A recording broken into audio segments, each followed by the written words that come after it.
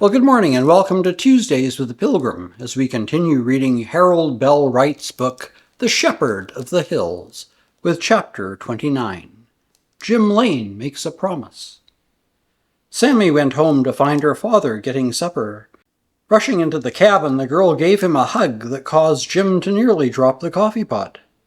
"You poor abused daddy, you come home from work all tired and find no supper, no girl, no nothing. Sit right down there now and rest, and I'll finish things." Jim obeyed with a grin of appreciation. "I didn't fix no taters, thought you wasn't a-comin'." "Going to starve yourself, were you, just because I was gone?" replied the girl with a pan of potatoes in her hand. "I see right now that I will have to take care of you always, Daddy Jim." The smile suddenly left the man's face. "Where's Ollie Stewart? Didn't he come home with you?" "Ollie's at home, I suppose. I've been up to the lookout talking to Pete."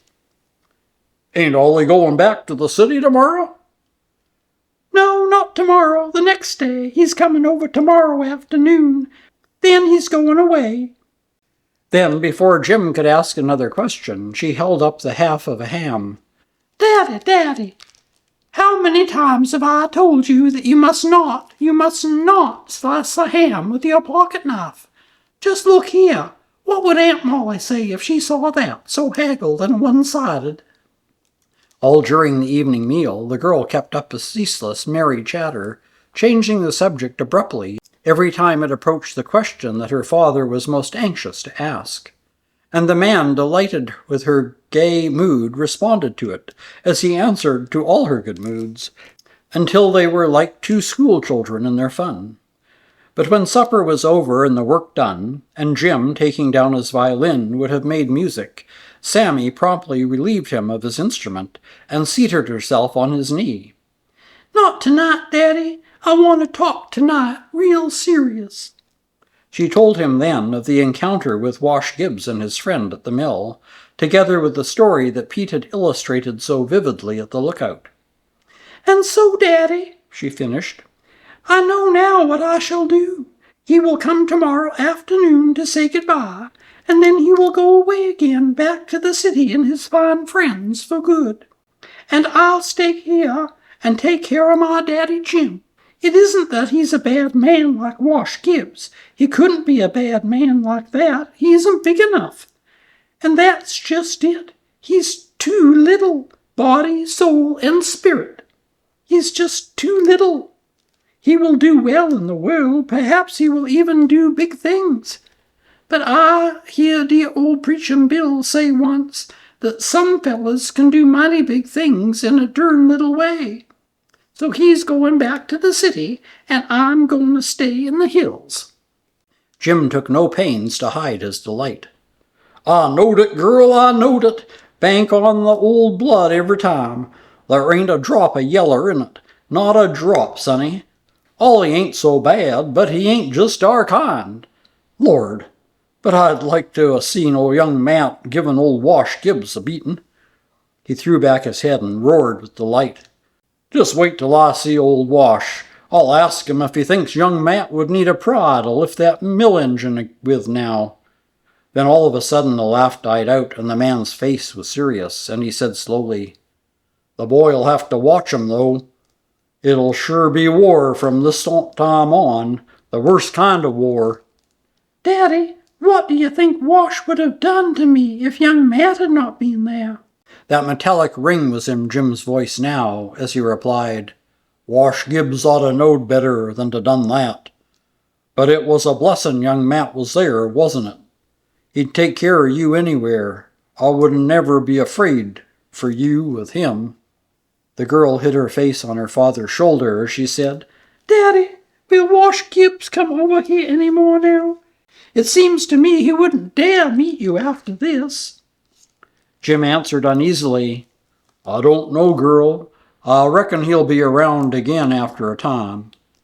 There was a pause for a little while, then Sammy, with her arms still about his neck, said, "Daddy, I'm going to stay in the hills with you now. I'm going to send Ollie away tomorrow because, as you say, he isn't our kind. Daddy, Wash Gibbs is not our kind either, is he? You don't understand, girl, and I can't tell you now. It all started way back when you was just a little tick. The young woman answered very gently. Yes, I know. You have told me that often. But, Daddy, what will our friends think if you keep on with Wash Gibbs now after what's happened at the mill today? Young Matt fought Gibbs because he insulted me and was going to hurt me. You said yourself it will be war between them now. Will you side with Wash? And if you do, won't it look like there's been just a little tiny streak of yellow in us? This side of the situation had not struck Jim at first. He got up and walked the floor, while the girl, standing quietly by the fireplace, watched him, a proud, fond light in her eyes. Sammy did not know what the bond between her father and the big ruffian was, but she knew that it was not a light one. Now that same issue was fairly defined, she felt confident that, whatever the cost, the break would be made. But at this time it was well that she did not know how great the cost of breaking the bond between the two men would be. Jim stopped before his daughter, and placing a hand on each shoulder, said, "Tell me, girl, are you so powerful anxious to have me and young Matt stay good friends like we've always been?" I am, Daddy, I am. And then a rare smile came into the dark face of Jim Lane. He kissed the girl and said, "I'll do it, honey. I ain't afraid to now." Chapter 30. Sammy Graduates. The next day, when young Stuart came, the books were all back on the shelf in the main room of the cabin, and Sammy, dressed in a fresh gown of simple good fashion, with her hair arranged carefully, as she had worn it the last 2 months before Ollie's coming, sat in the window seat reading. The man was surprised and a little embarrassed. "Why, what have you been doing to yourself?" he exclaimed. "I've not been doing anything to myself. I've only done some things to my clothes and hair," returned the girl. Then he saw the books. "Why, where did these come from?" He crossed the room to examine the volumes. Do you read all of these?" "The shepherd, he's been helping me," she exclaimed.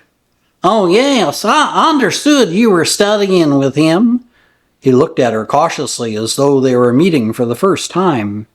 Then, as she talked of her studies, his embarrassment deepened, for he found himself floundering hopelessly before this clear-eyed, clear-brained backwoods girl. "Come," Sammy said at last, "let's go for a walk." She led the way to her favorite spot high on the shoulder of Dewey, and there, with Mutton Hollow at their feet, and the big hills about them, with the long blue ridges in the distance beyond which lay Ollie's world, she told him what he feared to learn. The man refused to believe what he heard, all right. "Do you not understand?" he protested, as he tried to tell her of the places in life that would be hers as his wife. In his shallowness he even talked of jewels and dresses, and of such things. "But can all this add one thing to life itself?" she asked. "Is not life really independent of all these things? Do they not indeed cover up the real life and rob one of freedom? It seems to me it must be so." He could only answer, "But you know nothing about it. How can you? You've never even been out of these woods." "No," she replied. "That is true. I have never been out of the woods. And you can never now get away from the world into which you have gone." She pointed to the distant hills. "It is very, very far over there where you live. I might indeed find many things in your world which would be delightful, but I fear that I should lose the things that after all are to me the real big things. I do not feel that the things that are the greatest in your life would bring happiness without that which I find here. And there is something there that can bring happiness without what you call the advantages of the world to which you belong." "What do you know of the world?" he said gruffly. "Nothing. But I know a little of life, and I have learned some things that I fear you have not. Besides, I know that I do not love you. I have been slow to find the truth, but I have found it. And this is the one thing that matters, that I found it in time." "Did you reach this conclusion at the meal yesterday?" he asked with a sneer. "No, it came to me here on the rock last evening after you were gone. I heard a strange story, the story of a weak man, a strong man, and a god who was very kind." Ollie saw that further persuasion was of no avail, and as he left her, she watched him out of sight for the last time, along the trail that is nobody knows how old. When he was gone, in obedience to an impulse she did not understand, she ran down the mountain to the cabin in the hollow. And when the shepherd came in from the hills with his flock, he found the house in such order as only a woman's hand can bring. The table was set, and his supper was cooking on the stove. "Dad," she asked, "do you think I know enough to live in the city now?" The old man's heart sank. It had come then. Bravely he concealed his feelings as he assured her in the strongest of terms that she knew enough and was good enough to live anywhere. "Then," said Sammy, "I know enough, even if I am not good enough, to live in the hills." The brown eyes, deep under their shaggy brows, were aglow with gladness, and there was a note of triumph in the scholar's voice as he said, "Then you do not regret learning the things I have tried to teach you? You are sure you have no sorrow for the things you are losing?" "Regret? Dad, regret?" The young woman drew herself up and lifted her arms. "Oh, Dad, I see it all now, all that you have been trying in 1,000 ways to teach me. You have led me into a new world, a real world, a world that has always been and must always be. And in that world man is king, king because he is man. And the treasure of his kingdom is the wealth of his manhood." "And the woman, Sammy, the woman?" "And they twain shall become one flesh." Then the master knew that his teaching had not been in vain. "I can lead you no further, my child," he said with a smile. "You have passed the final test." She came close to him. "Then I want my diploma," she said, for he had told her about the schools. Reverently, the old scholar kissed her brow. "This is the only diploma I am authorized to give, the love and homage of your teacher." "And my degree?" She waited with that wide, questioning look in her eyes. "The most honorable thing in all the world. A sure enough lady." And that's the end of Chapter 30. We'll continue next week with Chapter 31, Castle Building. Now, if you've listened to the story to this point, I'm glad, because I'm going to do a giveaway. And if you want to have your name entered, two things. One, you have to have a a mailing address that I can send the prize to and be willing to give that to me via email. And the second is to enter, simply put your shirt size, because part of the giveaway is going to be a channel shirt from my channel. And so enter the shirt size you would like to have. I have sizes small. These are co-ed shirts or unisex shirts, whatever you want to call them. Sizes small to 2 extra large. So just in the comments, that's all you have to do is, say, "Hi, Ian, size large," or "size small," or whatever. But just put that in the comments. I'll know you want to be entered in, and I will assign you a number.